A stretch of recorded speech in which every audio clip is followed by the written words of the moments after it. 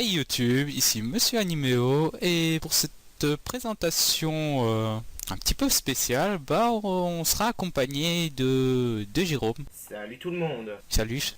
Alors aujourd'hui, on va vous présenter l'animé ou le manga? Alors plus l'animé que le manga. Oui, plus l'animé, mais on va quand même vous parler du manga. Akame ga Kill. Exactement. Akame ga Kill est un manga créé par Takahiro, dessiné par Tetsuya Tachiro et édité par Square Enix au Japon et par Kurokawa en France. Ouais, et l'anime par contre a été réalisé par Tomoki Kobayashi et édité par le studio White Fox sous 24 épisodes. Alors pour tout vous dire, dès le début, l'animé est totalement différent du manga. C'est d'ailleurs pour ça que l'animé ne se termine qu'après 24 épisodes alors que le manga continue après les événements utilisés dans l'animé. L'histoire se passe dans un pays appelé l'Empire. Elle va parler de Tatsumi, un jeune aventurier qui est parti pour la capitale pour récolter de l'argent avec ses deux amis, Sayo et Ieyasu. Pendant le voyage, Tatsumi s'est séparé de ses amis qui prenaient chacun un chemin différent pour la capitale. Arrivé à la capitale, Tatsumi se rend au bureau de recrutement en espérant pouvoir se faire enrôler dans l'armée, mais il se fera lamentablement jeter. Il va donc noyer sa défaite à la taverne où il fera la rencontre de Léoné, une femme prétendant pouvoir le faire entrer dans l'armée en échange d'une grosse part de son argent. Le seul problème, c'est qu'il ne s'est pas douté que Léoné ne reviendra jamais. Ce qui se passe, c'est qu'il attend à la taverne, tout simplement, le retour de Léoné, mais jusqu'à ce que le serveur vienne lui dire qu'il s'est fait tout simplement voler par cette fille. Cette fille qu'il a bien eue quand même. Tatsumi alors désespéré, non seulement il n'est pas rentré dans l'armée, mais il s'est fait voler tout son argent, décide de tout simplement dormir à la rue, vu qu'il n'a même pas où dormir. En même temps, une caravane s'arrête et une jeune aristocrate sort pour proposer à Tatsumi d'aller dormir chez elle. Il se fait donc recueillir par cette jeune aristocrate du nom d'Aria et explique son problème à ses parents. Ces derniers lui proposeront de l'aider afin de retrouver ses amis et un travail pour sauver son village.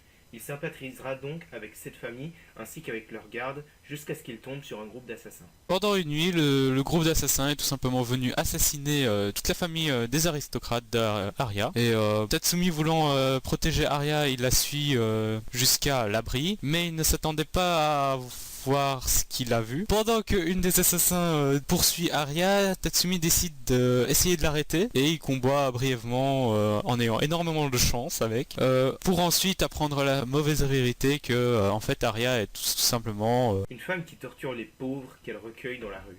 En ouvrant l'abri, Tatsumi découvrira avec horreur des dizaines de pauvres à moitié morts, utilisés comme des jouets de torture par Aria, dont Sayo et Ieyasu, ses deux amis déjà mortellement blessés par les vices pervers d'Aria. Ieyasu encore en vie, même sur ses derniers pas de vie, si je peux dire ça, dit que c'est Aria qui torturait Ieyasu jusqu'à la mort. Tatsumi, dans la rage, tue Aria. C'est à ce moment-là que la même fille, Léoné, le repère et décide de l'engager. Et ainsi donc, Léoné propose à Tatsumi de rejoindre le groupe d'assassins appelé Night Red pour les aider à faire tomber cet empire rempli de crimes et de vices. On suivra au fur et à mesure de l'histoire Tatsumi avec ses problèmes, ses peurs, ses moments cruciaux dramatiques et aussi bien joyeux. On verra que les assassins ne sont en fait pas les méchants de l'histoire, mais travaillent pour rendre la vie des habitants meilleure et déjouer la folie de la capitale.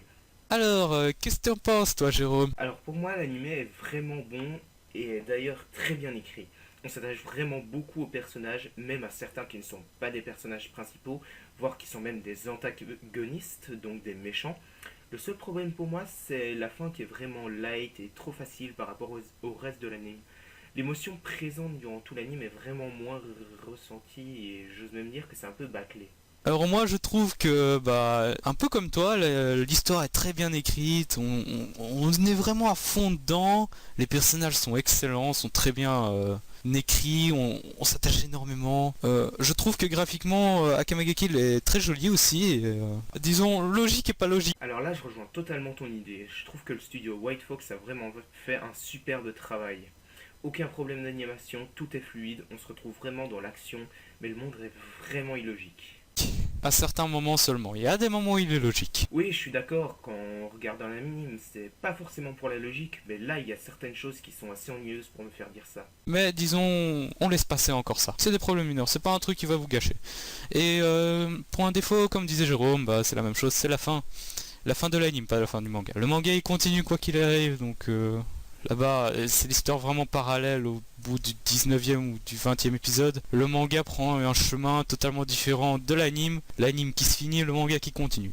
Et du coup l'anime qui se finit, je trouve ça assez dommage parce que disons que moi je m'attendais vraiment à qu'il fasse une bonne saison 2 alors qu'il se finit disons la fin est tout simplement un peu décevante. Personnellement, j'aurais vraiment aimé qu'il fasse un spin-off où il raconte le passé de plusieurs personnages, surtout du côté des méchants, car certains personnages ont des histoires qui valent la peine d'être approfondies, comme par exemple ce que les amis de Tatsumi vivent comme aventure pendant leur séparation.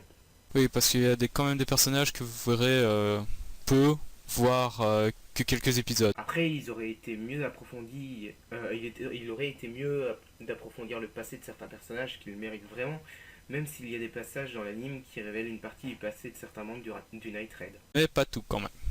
Tous les personnages ne sont malheureusement pas, disons, approfondis dans leur histoire et tout. Ils sont présentés mais pas leur passé, donc il y en a quelques-uns. En faire des OVA ou des spin-offs serait une bonne idée, franchement. Bon, je pense qu'on vous a quand même un peu présenté cet anime, et dans les plus grands de la globalité, hein, c'est un global et c'est qu'un petit résumé, hein. Donc voilà, on a essayé de faire au plus court et au plus précis. Moi je vous encourage, si ce n'est pas déjà fait, à découvrir l'anime, mais aussi le manga qui a l'air pas mal. Personnellement, je me le suis pas encore trouvé, mais peut-être qu'il pourrait m'apporter ce que j'attends de l'animé. Oui, je pense que tu les trouveras. Moi personnellement, je dois aussi lire le manga, j'ai eu que les 2 tomes. Le fait que le manga part dans une direction totalement différente et vient d'un ami, hein, qui lui a déjà lu et vu. Et du coup il sait très bien que ça part, et voilà. Bon bah si vous avez aimé cet épisode, hein, n'hésitez pas à mettre un petit pouce bleu, à partager sur les réseaux sociaux et à vous abonner. Et si vous voulez plus de vidéos avec Jérôme, mettez ça en commentaire. Oui, que je revienne prendre le contrôle de cette chaîne. Et si vous voulez, bah Jérôme tient aussi une chaîne gaming, hein, si vous voulez voir. Oui, effectivement, c'est la ZLA Channel et je pense que tu mettras le lien dans la description. Bah oui, bien sûr, hein, pour toi tout. Allez, sur ce, ciao. Bye bye.